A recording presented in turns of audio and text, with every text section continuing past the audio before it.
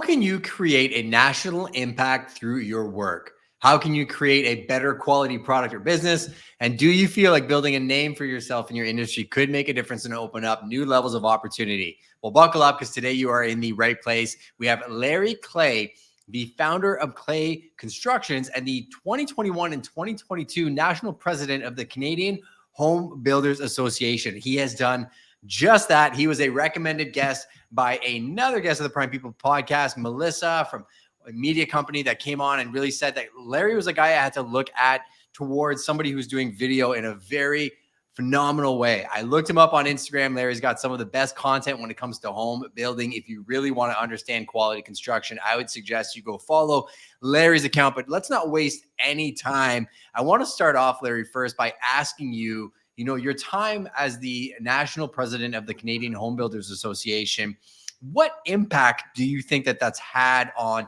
yourself and the industry as a whole? Well, I would say primarily I met some amazing people, Melissa being one of them, highly gifted.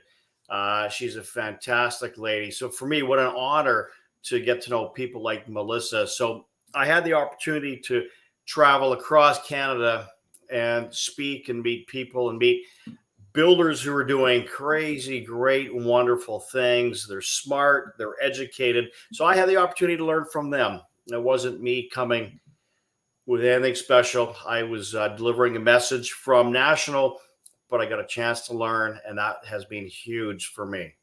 Yeah. And how did you find yourself in that position, just out of curiosity? Like, it was being part of board of directors, or did you work yourself up there? Like, how did you actually become the president? Well, I'd have to humbly say it's a big surprise for me too. I'd be standing, in Regina or Ottawa or wherever and going like, how did I get here? Because I spent 17 years as a teacher. My dream was teaching phys ed, and I was going to retire as a teacher. That was my love. And I'd find myself in St. John's, Newfoundland going, Larry, you should be in a gym bouncing a basketball, and here you are talking about building. So how did I get there?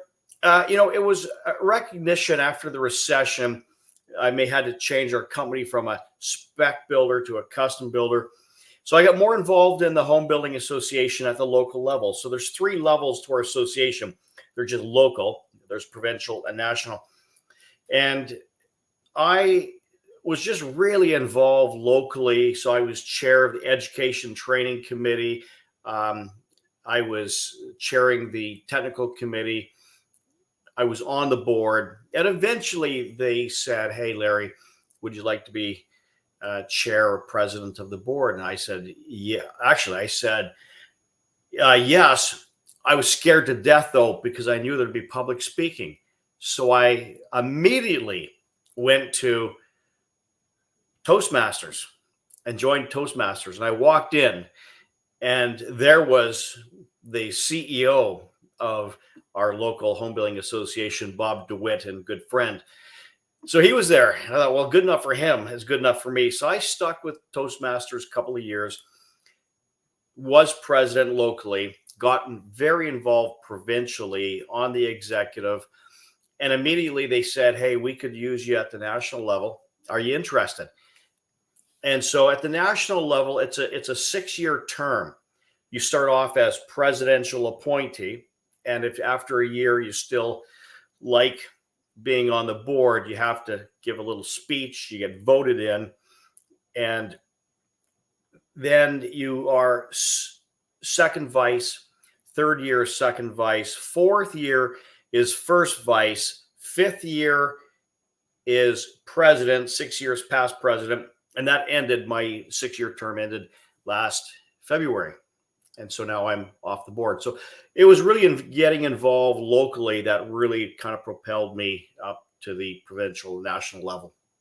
I think that's such a cool insight for the listeners, because a lot of times they admire people that spend time in those positions and maybe they want to get there. And a lot of times it starts with the basics, right? Just like anything else in business, it starts with putting in the time and earning your stripes. And I didn't even realize that it was a 6-year term. I have a lot of love for the people that sit on various associations and boards, provincially, locally, and nationally as well, too, because I do think they really do move the needle in a massive way from an industry perspective, and it trickles down to the consumer. Maybe for the consumers watching, give them some insights as to, what is the value of the home builder associations and the work that you did there. Yeah, so I would say the Home Building Association really is helping builders, suppliers, consultants, renovators just improve their craft. It is a networking group, so I get to know some of the better consultants and suppliers and renovators out there.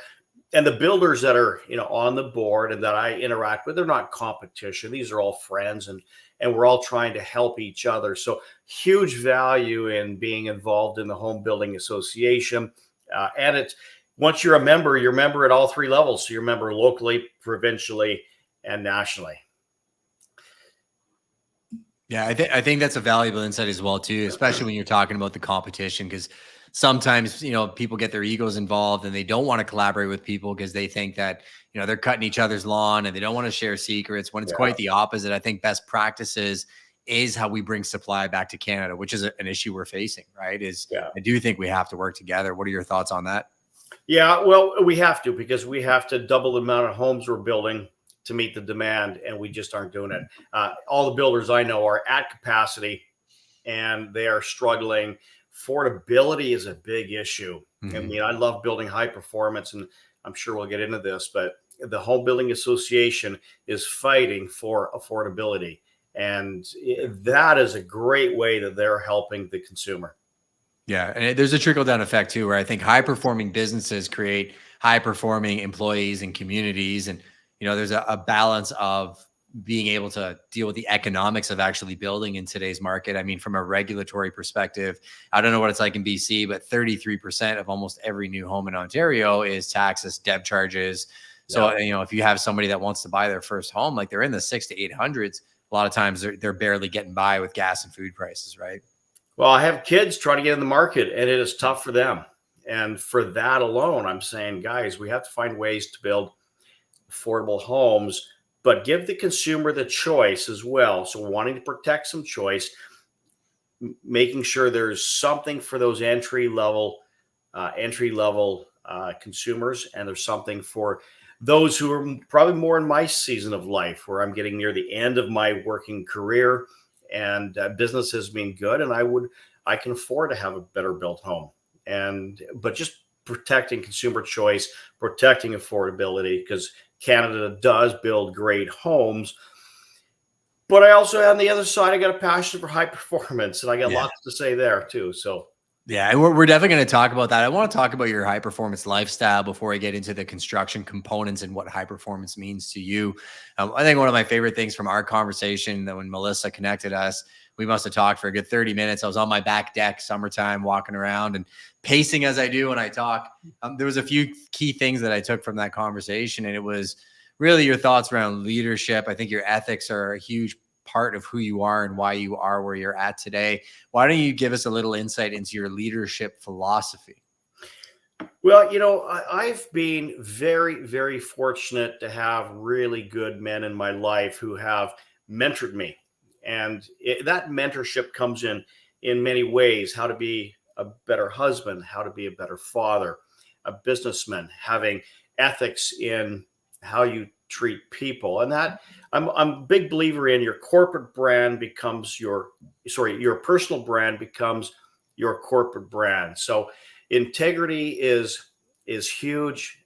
And I would say, as a fellow who later in life became a Christian and really valuing what the Bible says, and I know that seems a little maybe old fashioned to some, but it's my values, and it's important to me. And I want to make sure that I treat people in a way that's consistent with what I've been taught. And so I think servant leadership is a term we hear, and that's that's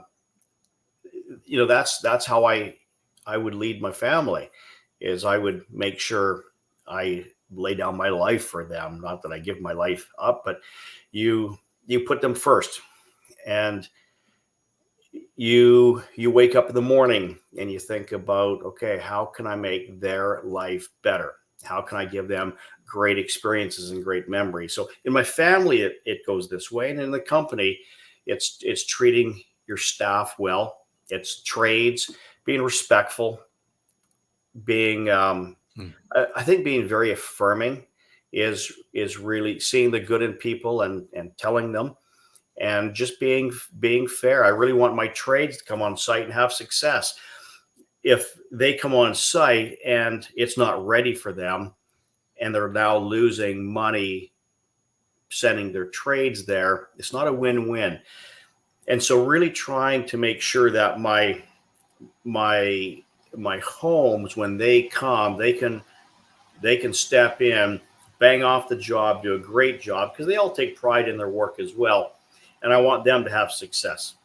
Yeah, I think the future of gainful employment is in the trades. If you were going to ask me where I would tell people to really look to in terms of, what's the next six-figure businesses, it is the electricians, it's the plumbers, it's the framers. Think about the homes that we're going to need in the future and the lack of skilled trades, not to mention those that are going to be retiring. I love that you have that mindset because, from my industry perspective, I've been on lots of build sites, commercial, residential. I'm very selective about the builders I work with because I don't want to be on a site where there's negativity, where they're treating people as less than human, which I've seen in the industry. And what a difference it must make when you make somebody feel empowered to come to work or be within your ecosystem, be it friends, family, trades, the secretary that's at the office. I guess you touched on another point too, really taking care of the family unit first and that inner circle and then expanding. Can you give us a high level on clay construction? Like, what's your organizational structure look like today? What type of stuff are you guys working on? Yeah. So our org chart would be, myself, I'm CEO. I have two VPs, one of operations, that'd be Sean Seymour, who's a leader in the high performance passive house industry. And I got Daniel Preston, who I've known since he's VP of project management. I've known him since he was like 6 years old. That's so awesome. He takes care of all the project management. And under them, we have junior site managers, project managers who would report to them. And those two would report to me. And how do you maintain culture, like through your organization, right? If you have your core values, I guess, how do you impart those into your leadership team? Yeah, they add to the culture. I think of an example of how Sean, when he came on a couple of years ago, he added to the culture of the love for high performance, building airtight homes, making sure that we're building a standard that's going to be higher than what my competitors are doing. And we're now achieving that. We use a term called the clay way, and I give that credit to a former staff member, Erin Johnson, who now has her own company doing sales and marketing. So she came up with the clay way, and that is just our way of building our homes, maybe a little differently, or similar to many, but it's our standards of building a home. And the clay way is a whole pile of better building practices, so that in the end, it's things I've learned. Because when I started the company 20 years ago, I signed every check, I hired every sub-trade, I booked every inspection, met with the inspectors and homeowners and every deficiency. So I was a one-man show for 10 years. And I realized after building a house and then having a squeaky floor or settling or other issues, or, we couldn't finish off the flooring well, I had a whole list of checklists that we had to do at every stage, so that when I got to the end, I had a home where the fit and finish and the durability, longevity of the home was going to be fantastic. And so this clay way, we pass on to our staff and our trades. And when we go out for tender, they see, as I'll be doing a post shortly on why do we block out the curb wall at the foundation stage. Well, that's the time the foundation guy is going to make the flooring guy's job easier. And so I try to make sure I teach my staff, this is why we block out the curb wall. When the plumbers are in the basement, before we pour the slab, we're putting the drains in. I am many times I've had plumbers come in and put the center drain in the mechanical room. Well, if that's all they do, we're going to have this pipe running across the floor from all the condensating equipment on the exterior wall, and a pipe running across the floor. That's a tripping hazard. It's unsightly. And this can be avoided if there's some forethought. So at that stage, I'm telling my plumber, not uphill from the trap at center drain. I want at least one, if not two drains on the exterior wall. So it's just having that foresight to know to get to the end, there's some things we have to be doing early on. And so that's all part of the Clay way. Thanks, Aaron. Yeah, I love the branding of that. She's a genius. So everybody go check her out. But you touched on something. I make a comparison to Chick-fil-A. Like they just opened one in London here, and it is lined up like you've never seen, right? They have literally security guards running the lines. Wow. We catered. We do a family reunion at Prime. So we did a big one. We brought all the Chick-fil-A you can imagine in, and they ate it all. And I said to my wife when we were there, I was so fascinated at how high level the standard of quality is there. And like you look at the employees, and there's so many of them, each of them has like one job, but they know exactly what that job is. And then the day after the catering, or the end of the day, actually the same day of the catering, I got a phone call from National, and they were like, hey, I just wanted to check and make sure everything went well, anything we could have done better. And I said to her, what a nice touch, but it's also probably how they achieve the standard. So with the Clay way, I was thinking about a question as you were talking.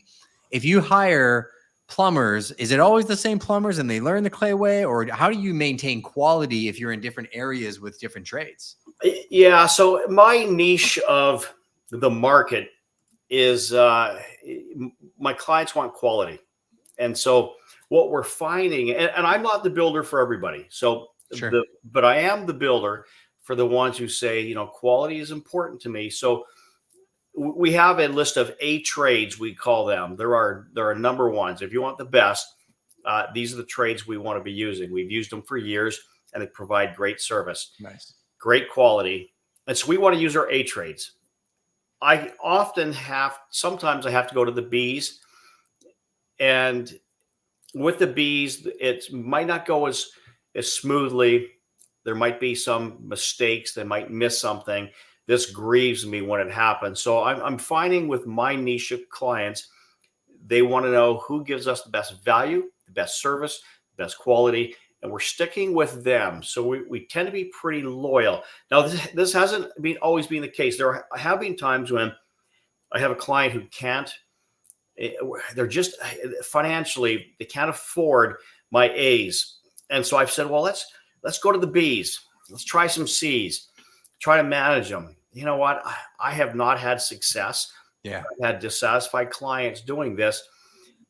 So now I just said, I've let jobs go now.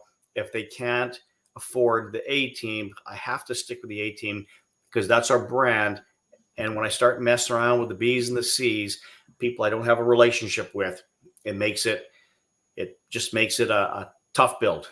Yeah, I can appreciate that. I think there's integrity behind that rather than just saying yes to everything. We started saying no to a lot of business in the last 6 months. If it doesn't align with our core values and what we're great at, there's no point in me promising something to a client. Have you ever had like a B or a C turn into an A and surprise you over the years? Yeah. Every once in a while, we'll have a client who says, we got to use this electrician. We got to use this. And I go, okay, let me just kind of warn you what could happen, and we're going to do the best we can to manage. Well, as it turns out, they were actually fantastic, and they sometimes will replace my A. So that happens. Keeps people sharp, because I think it's the same thing, right? You got people that you're in alignment with. I mean, everybody's got to stay hungry and be sharp at their price. But I think there's a craftsmanship you're looking for, right? If it's a plumber or an electrician, like you kind of want somebody that's obsessed with their craft as you are with yours, I'm assuming. Yeah, and there are times when I need to go out. This A is now not performing. Maybe they're getting slack. Yeah. I then have to go talk to one of my custom builders friends and say, hey, who do you use for X? I'm not going to say any trade just in case. Yeah, no, you're good. But that comes back to building bridges in the industry, right? Yeah. And I love seeing collaboration in our market amongst developers and builders. There's one that called me last night for a fairly large project, and I reached out to a childhood friend just for some advice. And I love being able to have that ability to just bounce ideas off each other. Because again, we are all in this together. And I think the easier we build those bridges, the smoother it's going to be. In terms of technological advancements, I want to get into some nitty gritty things when it comes to home building, because, what are some things that you're doing that you think are going to be the future of building, or I guess unique to your way of building? Well, there's a big push in British Columbia for the step code. So we have to, by 2032, hit step 5. And so we started off a few years ago, step 1, 2, 3, 4, 5 by 2032. Some cities and municipalities here have said, we're going to go to step code, more of a leap code. They just went right to step 5. So what's happening is there's a number of things you have to do to hit step 5. So one's going to be air tightness. And when you build an airtight home, you need to have an HRV or an ERV. You need to have more insulation, preferably on the outside of the house. I like it on the outside. Fourthly, better windows.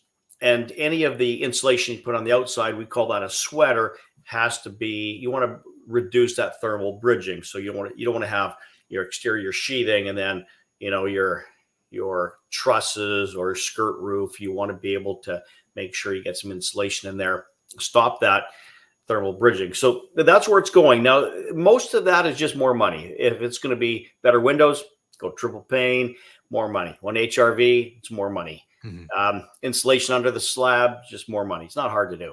But there's one thing that is really tough. Builders are struggling. And yet it's the low-hanging fruit. And that's air tightness. So how do you build an airtight house? And some people are going to say, oh, airtight's bad. No. Airtight's great. All you have to do for ventilation is install an HRV. And I can't tell you how many times I've had people say airtightness is bad. You don't want an airtight house. I said, no. I think you misunderstand. You do want an airtight house, but you need ventilation, and that comes by way of an HRV. That way you can control the air amount coming into the home. So you control it, you filter it, and you condition it. So it's really hot outside, it'll get conditioned coming in, be cooled off. Or vice versa. If it's really cold outside, it's wintertime, a heat exchange happens and it comes into the home warmer, but it gets filtered. And you control the amount of air that comes in. It's not coming in from 1,000 holes randomly with the, spiders and bugs and contaminants and smoke. No, let's control it. So we use an HRV, so build tight. So there's a phrase we use: build tight, ventilate right. And that's what we try to do. So air tightness is king. We used to have single pane windows, and people would say, now I say, well, hey, you know what? Code allows you to put single pane windows in. Do you want to do that? No. It has to be minimum double. So I think people are sold on the value of having good windows. It's going to become even more so, I believe, with air tightness. Mm-hmm. That people are going to say, how tight is your house? No, I'm at 1 air changes per hour. Well, that's huge, because it wasn't long ago, Vancouver did a study about 6 years ago, and they wanted builders do a blower door test. No penalty. Just tell us what it is. We have to have a benchmark. And the average brand new house in Vancouver was 5.5 air changes per hour, which is really still leaky. Yeah. We are delivering to our clients homes that are better than 1 air changes per hour. And that's net zero levels. Passive is 0.6. Some of our homes hit passive we don't ask our clients. We just give you a better home. And that is going to be, that's the gift that keeps on giving. Here's the thing. People ask me, so I'm just rambling here. No, I appreciate this conversation. I've got some thoughts, but you go ahead. Okay. Sure. So, now I forgot what I was going to say. So the question that I had, sorry. I remember before I forget. People say, what is the payback of exterior rigid insulation? I say 10 years. What's the payback of air tightness? 8 years. What's the payback of better windows? 12 years. And I'm going to sell the house in 5 years, so skip it. But that house, we're renovating homes that are lasting 100 years. The homes I build now with better materials, engineering, building science, if they're properly maintained and they're knocked down, and they're not knocked down for a high rise, these homes could last 200 years. But the payback for the windows, the air tightness, the installation is 10, 12, 15 years. That's another 185 years of savings we could be passing on to our children. So when we talk affordability, we better factor that in as well, because I want my children to have energy bills of $40 a month and not $400 a month. So that's affordability. Yeah. Well, what I was going to say as well is when I'm on a resale side of a property, once I reach even half the lifespan of something, it's coming up in negotiation. So if a house hasn't been future proofed and they've put in windows that are going to die after, less than 10 years, they're asking for new windows, or it's coming up. And if you future proof a house, a lot of times, as long as you can extrapolate that value of the future proofness you've done, steel roofs, airtight homes. I just sold one actually on the lakefront of Lake Huron, triple pane windows, LEED diamond standard. The guy was an engineer by trade for the military, like Nice. incredible home. The person that purchased it came from overseas in Europe and absolutely loved that she would be able to keep this home for 30 or 40 years, or if she sold it in 5 to 10, that the value would be there. So I think that's a big point as well. I'd like for you, this is totally random for this podcast, but I think would be great for people to hear when it comes to homes. They are like living, breathing organisms. It's wood, it's stone, they expand, they contract. One thing I learned a long time ago is home inspection. Hey, make sure that you seal your windows. The only way to seal them is by actually locking them. Otherwise, they're warping in the winter. That's what you're talking about this, air tightness. Like if you don't have an airtight home, you're dealing with contraction and shrinking issues in the actual organic components of the home, aren't you? Yeah, 100%. The homes we build, like as a custom builder, every home is a prototype. And if you can imagine driving the very first cyber truck that was put on the road, and they had to go and fix all the issues. And every house I build is a prototype, and it's built in the rain. It's not in the factory. We're digging in the rain. It's hot. It's snowing. It's cold. It's wet. And we have to get to the end with a home that the fit and finish has to be like that of a vehicle. My clients expect it to be pretty much brand new, like a vehicle. And it's tough to do because trades don't always respect the walls and the floors as much as I do, because I know when I tear up the protection, sometimes there's dents, but nobody told me about it. And this grieves me, but it just is.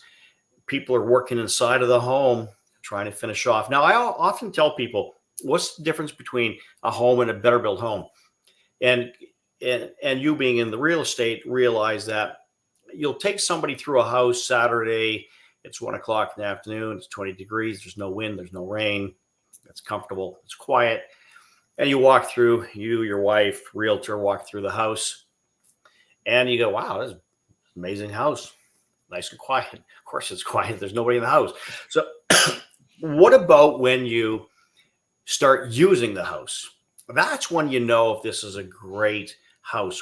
When it's minus 15 outside or it's plus 40, it's raining heavily. It's really windy. You have neighbors who have come over, a family, somebody's having a shower, dishwasher's running, kids are running up and down the stairs, running in the bedrooms upstairs. You're trying to watch a show. The heating system just kicked in. Now you can't hear the TV. That is how you use the house, and a better built home will just function better. Yeah, that's a phenomenal statement. I mean, everybody, you should always bring 10 people to your showings. If you can't do that, then get into noisy and loud environments. I mean, I always tell people the first time people see your house, they're not paying attention to all the things that drive you crazy because they don't know your house like you do. The second, the third time, and then when they do the inspection, that's when they're kind of digging a little bit deeper. But I agree, better built homes will bring their value, and if people see the value, then they'll pay the price. And sometimes, value or price is only an objection in the absence of value. Where are opportunity zones that you see in the building industry, maybe for people who want to get to your level, like people that are maybe mid-tier builders that want to build better built homes? What are some easy, low-hanging fruit beyond just the airtightness? Yeah, the industry is requiring workers at every level, at the high end customs, in the trades, Framers, we have a hard time getting framers. I mean, it's tough work. Who wants to do it? But the guys that can do it, they get paid well. If you're in the spec market, there's a huge demand there. Panelization, I think we're going to be seeing in the future more and more homes or parts of homes built off-site and delivered with crane trucks. So that's coming. Every trade, there's just a huge demand. So if you're a young man, you want to get into the trades. I'm not convinced, being a mechanic with all these electric cars coming, is what I would encourage my kids to get into. But Yeah, I would say in construction, the demand's going to be there. It's certainly going to be for the rest of my career. I don't have to worry about it. But we have to find ways to build more homes. I'm reading lots of articles about offsite building. yep. This has to take place. There has to be a way that we can automate, much like building iPhones. We have to find a way to build homes. But there's a lot of roadblocks, from insurance to liability to building codes. It just makes it a challenge. And I'd say consumer expectations are really high. It's my clients expect to move into a perfectly brand new house, no scratches anywhere. And so I have to be super diligent about every time I walk through the homes, our door sills protected, our bathtubs protected, shower bases, the windows, corners of walls and doors and flooring. We have to really protect every part of the home. And when we had one house 2 days ago or maybe it was Friday, had 35 people in the house. Oh, wow. They're getting ready. They're moving in on Friday. So there's lots of people there. But how do you get that many people through and working and not damage anything? So you have to protect everything, because our clients want to move into a brand new house. So it grieves me. Are we 100% perfect? No. And when we're not, it always grieves me. I'm always looking to improve the company, from the product that we hand over to our clients, to the process, to the communication, the budgets, the schedule. There's always something to learn. And I'd love to tell you, we made it. We have it all figured out. We don't. I'm working at it and trying to improve. And it gets harder when you have staff that you have to now communicate this to the staff, and they have to take the heart of what you're saying and apply this. So that's part of building a company, is really trying to get them to understand all of this as well. Well, that's literally why I brought you on the podcast, right? Is that all of the different people we've had on here, and we've had people that are in real estate, that are builders, that are, entrepreneurs and businesses that are not even related to our industry. There's this one constant with every guest who's been on the podcast. They're craftsmen at what they do. They're always constantly learning and improving. They usually have a ownership ability to own the problems and turn them into opportunities. And I think human beings and customers recognize that. And as long as they know that you're working towards a common goal and that you're adapting, then they're happy, right? It's when people don't take ownership, or you're not willing to, put a system in place to make sure something doesn't happen that same way next time, that I find you run into roadblocks. On that note, from a personal development standpoint, I'd love to know your process. When you find something in the system that you want to change, right? So that, like, carving out the piece of the footing, how do you document and implement that into your system? Like, do you have a way of writing it down and then sitting down with your team and then showing them? Like, how do you execute on an improvement you want to make within your business? Yeah, easy. We use a online platform called Builder Trends. And what we do is when we send that tender off to the, say, foundation contractor, it says in there, you block out for all doorways in the curb wall. And they understand what that means. My guys are really good about that. Yeah. So they know when they're giving their price to me, they have to understand the expectations, because it's not fair to them for me to come up with all these expectations when they show up on site. So I tell them, here's what I expect in our home. So that's sent to them. Then the project manager on Builder Trends has access to the expectations that they have to be monitoring. So a checklist of things they have to be watching out for. Cool. And I hit the sites about 2 times a week. I'll go around and I'm looking. So they're getting ready to pour. I'm making comments. I can log in, look at a daily log, and say, okay, because I'll see a video or pictures, and I'll say, I don't think they've blocked out for the doorways. I better just remind them. And so, and when I'm on site, if my site manager and I see it blocked out, I'll say, hey, do you notice they blocked out the curb wall? Do you know why they did that?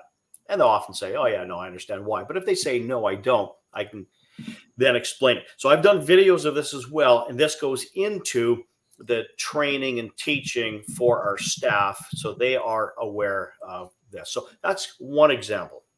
Do you know how many videos you think you've shot up to this point? No.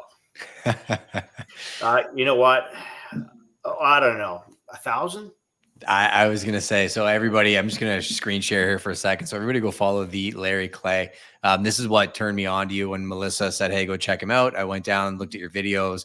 They're very raw. They're in the house. They're showing you things that like, I'm in real estate and I love looking at this stuff because I learn about construction, and the guys I work with, very high quality builders. I've sent your stuff to a whole bunch of them. Oh, nice. Right. So I think this is also a good lesson for people on how you can increase national exposure is by putting yourself out there, because you never really know who's watching. And I think there's something there where you could probably take all these videos and turning them into some type of training platform. But I got a couple more rapid fire questions for you, and then I'm going to get you out of here because I know you're a busy man. What are you doubling down on that works for you right now? What am I doubling down on? I guess there's many aspects of my business, and marketing is one of them.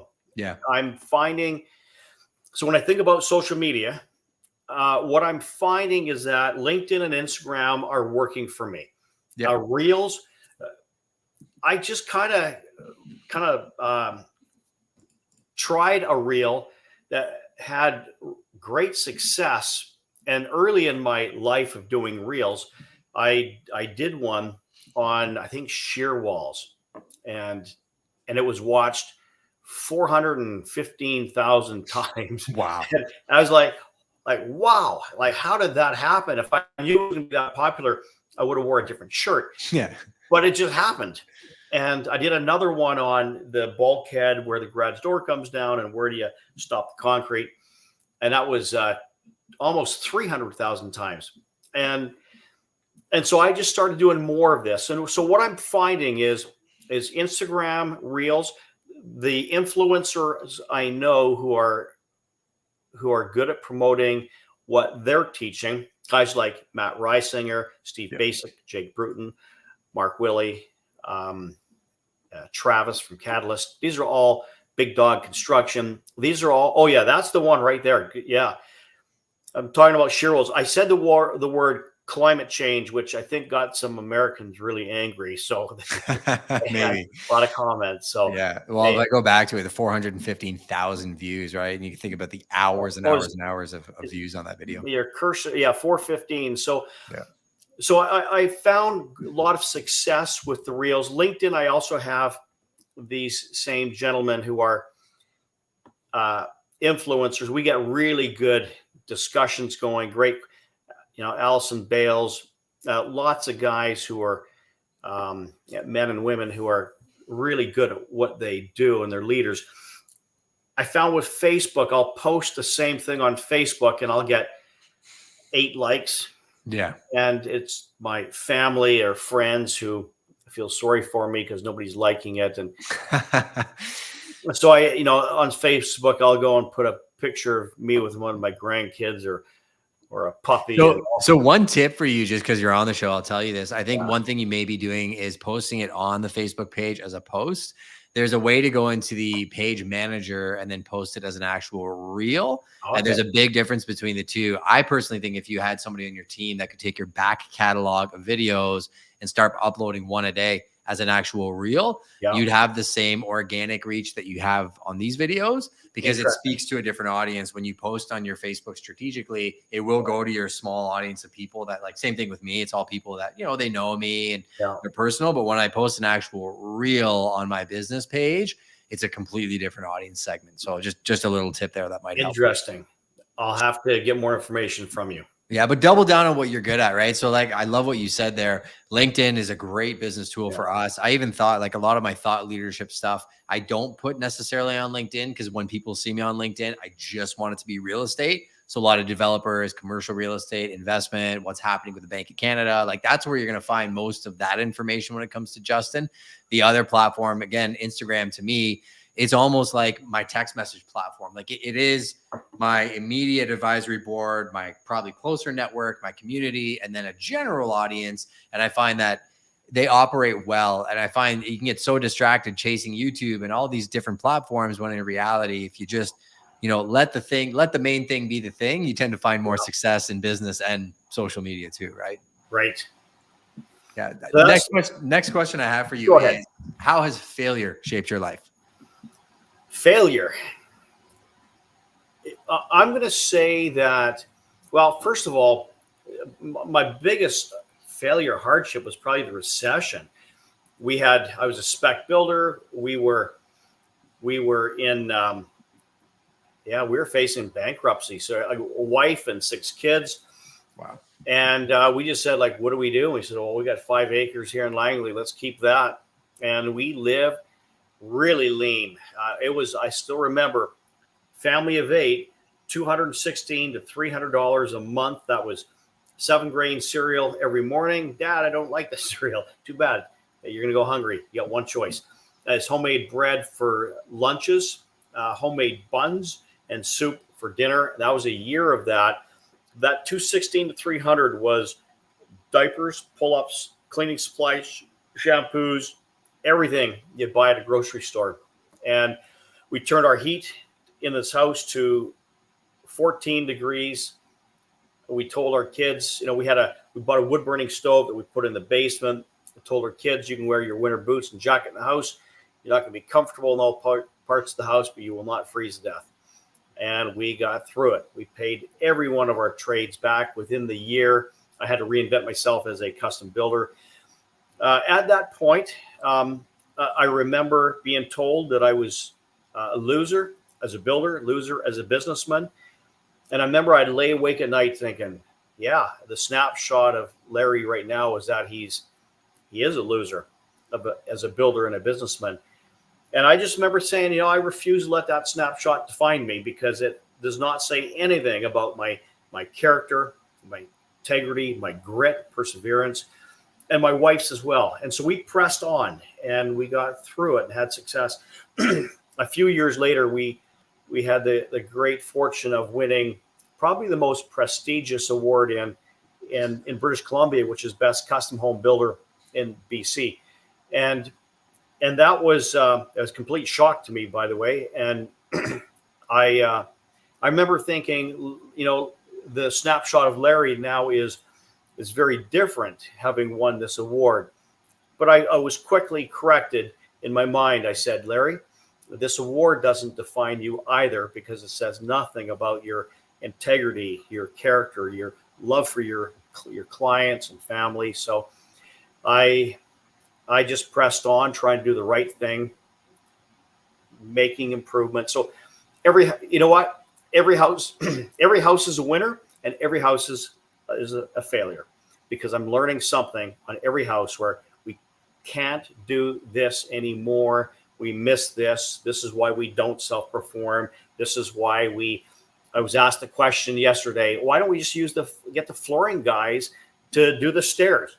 I said, we never do that. I've done that in the past, but flooring guys don't know the code for stairs. So I get my stair company. They always do it.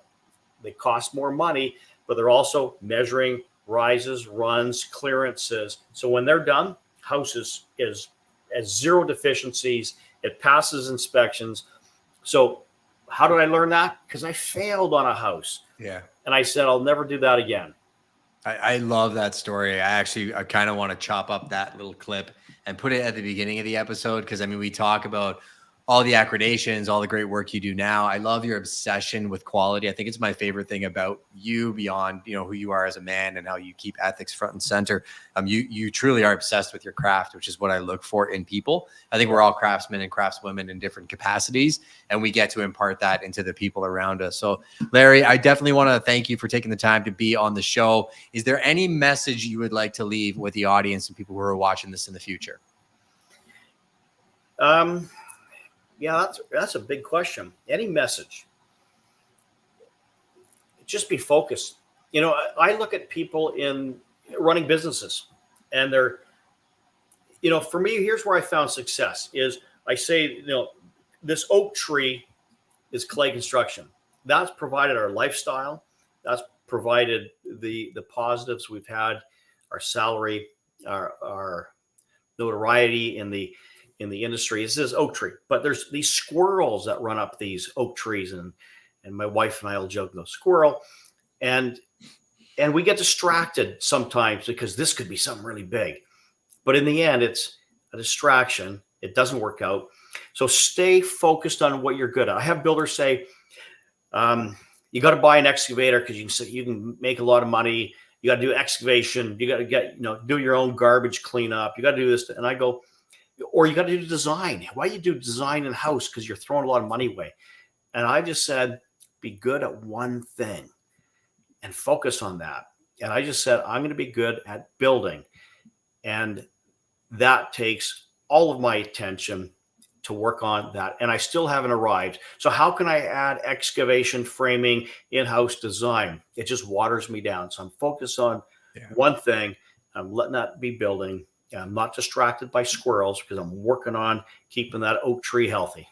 Yeah, I love that story. And I think that life is there for somebody. Maybe somebody's one thing is project managing multiple companies. Like they want to own a brokerage and they want to run a team and they want to have a staging company and a photography company and they want everything in one house. I think we all have to figure out what that thing is for us, right? And somebody else's thing isn't necessarily what's going to bring you happiness. So appreciate everybody for being here. Share this episode out with somebody who you think may value it. Reach out to Larry directly. Go follow him on Instagram, sending him a DM, give him some love for something he taught you in this episode. If you are in the building industry, I definitely think you should go watch Larry and connect with him as well. We'll see you guys in the future episodes. Hey, there are some big, go ahead. You didn't ask me who inspires me. Who inspires you? You know what? I really love what Melissa said earlier, and she's fabulous. And I have these wonderful, gifted people in my life, but there's one person who nobody's heard of. He's a gentleman who was born in Uganda. He was born in Uganda, got polio when he was 3, lost the use of his legs, and he would crawl on his hand or crawl with his arms to get anywhere. His brother would pick him up and carry him to school. This gentleman would collect pennies, pop cans in Uganda, eventually bought his own used wheelchair when he was 11. Mm-hmm. He graduated from his school, eventually became the headmaster of the school. His name is Francis, became the headmaster of the school. He would take, from his paycheck, he would buy one wheelchair for someone who needs it a month. But because they got lots of orphans in Uganda, he then would take boys and girls into his home and care for them as a father. And he took care of, I think, 45 children while teaching as a single man in a wheelchair. So he's now has a wheelchair ministry with his wife, Adrian. And they've given out, I think, over 20,000 wheelchairs to date. So there's somebody who had a huge obstacles in life, but was a winner and is making the world a better place. All right. Thank you for sharing that story. I think that's a fantastic way to look at life, right? Is we can get stuck in the position that we're in, but keep in mind, there are people that are pushing through in ways that we never thought possible. So look for inspiration out there. So everybody share this episode out with somebody that you think would appreciate that story as well. Like I said, give Larry a follow. There's big changes coming to the Prime People podcast in the coming weeks. We'll be covering some of those next week. And Larry, I can't wait to meet you in person. I'm sure this is the first of many collaborations in the future. So I will see you on the next one. Thank you.